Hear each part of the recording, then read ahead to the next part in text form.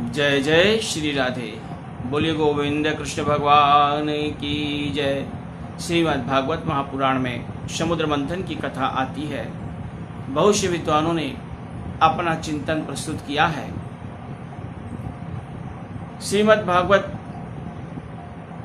महापुराण में समुद्र मंथन की कथा सिर्फ एक कहानी नहीं है, जीवन का दर्शन है। समुद्र मंथन होने का कारण क्या है?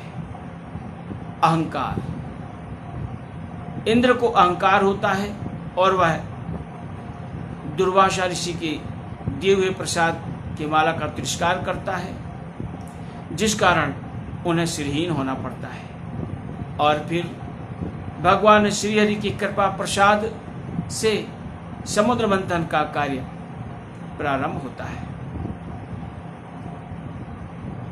समुद्र मंथन जब होता है तो सबसे पहले जहर निकलता है। हम संसारिक जीव जब भी इस सागर में मंथन करते हैं, यह जीवन सागर है और इस जीवन सागर में एक क्षीर सागर भी है। आप सभी लोग जानते हैं।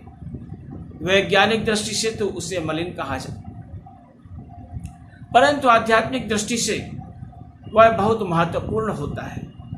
सात्विक ऊर्जा का केंद्र होता है और उसी सात्विक ऊर्जा को प्राप्त करने के लिए जब हम अपने जीवन सागर पर मंथन करते हैं तो उस समय देव और दानव दोनों एक साथ हो जाया करते हैं। अर्थात जब हमारे मन में सात्विक प्रवृत्तियों का निवास होता है तो दैवत्व, और जब असात्विक प्रवृत्तियों का निवास होता है तो वह दैत्य से संबंधित विचार माने जाते हैं। अच्छा और बुरा, इन सभी पर विचार होता है। जब जीवन सागर पर मंथन होता है तो उस समय जीव अपने मन को दृढ़ रखता है और मन की मथानी से जब सागर को आलोड़ित विलोड़ित करता है तो सबसे पहले यही विष निकलता है कि हमारे साथ संसार के लोगों ने क्या किया, किस प्रकार के द्वेष हुए, कौन कितना छली है, कौन कितना कपट करता है, यह सब पहले निकलता है। और श्रीमद् भागवत महापुराण में जब समुद्र मंथन की कथा प्रारंभ होती है तो वासुकी नाग को मद्राचल पर्वत पर लपेट करके और समुद्र का मंथन किया जाता है। मंथन प्रारंभ होता है तो सबसे पहले जहर निकलता है, हलाहल विष निकलता है, मन के विकार निकलते हैं। कई लोग कई बार प्रश्न करते हैं कि जब हम लोग ध्यान करते हैं तो ध्यान करते समय नाना प्रकार के विचार आते हैं। ऐसे विचार नहीं आएंगे, लेकिन जब ध्यान करते हैं तो भगवान जाने और कहाँ कहाँ के विचार आ जाते हैं। और कई बार ध्यान करते करते मन गुस्से से कांपने लगता है, कई बार मन दुखी हो जाता है। तो यह सब क्या है? जब हम ध्यान करते हैं तो सबसे पहले ये जहर निकलते हैं। जब एक प्लेन आकाश मार्ग से, वायु मार्ग से नीचे जमीन पर आता है तो सबसे पहले क्या होता है, नीचे का जो कचरा होता है, जो डस्ट होता है, वह उड़ता है और बहुत ज़्यादा उड़ता है, बहुत ज़्यादा उड़ता है। और जब वह कचरा उड़ जाता है, जगह साफ हो जाती है और वो यान नीचे जमीन पर बैठ जाता है। तो इसी प्रकार जब हम ध्यान करते हैं तो हमारा मन सबसे पहले हमारे अंदर जो विषाद है, जो राग है, जो द्वेष है, उसे बाहर करता है। और जब लहर थम जाती है उस समय हमें अपने अंदर क्षीर सागर प्रतिभाषित होने लगता है। समुद्र मंथन होता है तो पहले जहर निकलती है।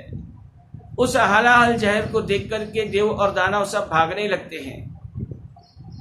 देवता भगवान श्री हरि की श्री चरणों पर जाते हैं, प्रार्थना करते हैं और भगवान श्री हरि ने कहा कि ये जहर भगवान भोलेनाथ को दे दिया जाए। भगवान भोलेनाथ के पास में देवता लोग दौड़े दौड़े जाते हैं और प्रार्थना करते हैं। भगवान भोलेनाथ माता पार्वती की ओर देखते हैं। पार्वती कहती है, देख लीजिए महाराज, ये ऐसा हालाहल है कि इससे आपको कुछ हो गया तो क्या होगा।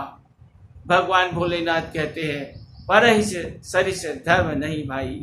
अरे यह जीवन तभी सार्थक होता है जब हम दूसरों के काम आए।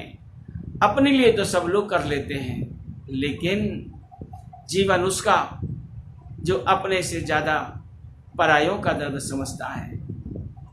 और भगवान भोलेनाथ अपने इष्ट प्रभु श्री राम पर संपूर्ण श्रद्धा और विश्वास का पाठ सिखाते हैं।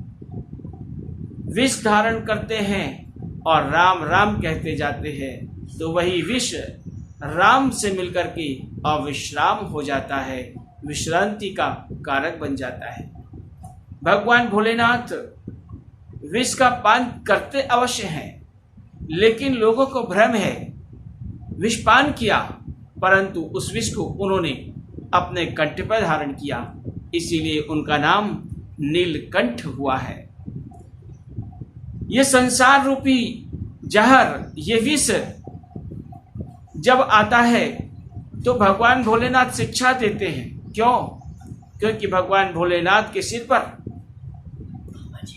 ज्ञान गंगा है और उनके मस्तक पर चंद्रमा की शीतलता विराजमान है। इसीलिए मेरे प्रभु भोलेनाथ जहर को अपने पेट में नहीं ले जाते हैं, क्योंकि यदि ये संसार का हलाहल हमारी छाती में जाएगा, हमारे हृदय में जाएगा, तो हृदय को, मन को खराब कर देगा। और यदि इसे मुंह से बाहर निकाला जाएगा, वाणी से बाहर निकाला जाएगा, तो ये वाणी रूपी जहर संसार के व्यवहार को बर्बाद करके रख देगी। और यदि इसे मस्तिष्क पर चढ़ा दिया जाएगा तो दिमाग खराब हो जाता है। इसीलिए भगवान भोलेनाथ जहर को पीते नहीं हैं, अपितु भगवान भोलेनाथ जहर को अपने कंठ में ही धारण कर लेते हैं। यही भगवान भोलेनाथ हम सभी को शिक्षा देते हैं। हमारे प्रभु विश्व के गुरु हैं, ज्ञान के सागर हैं, अमृतमयी प्रकाश के पुंज हैं।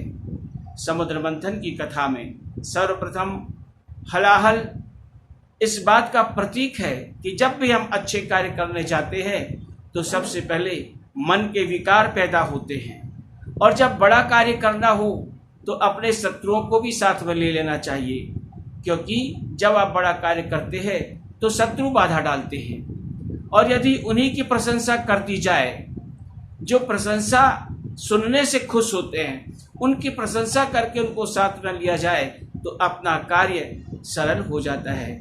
बोलिए गोविंद कृष्ण भगवान की जय।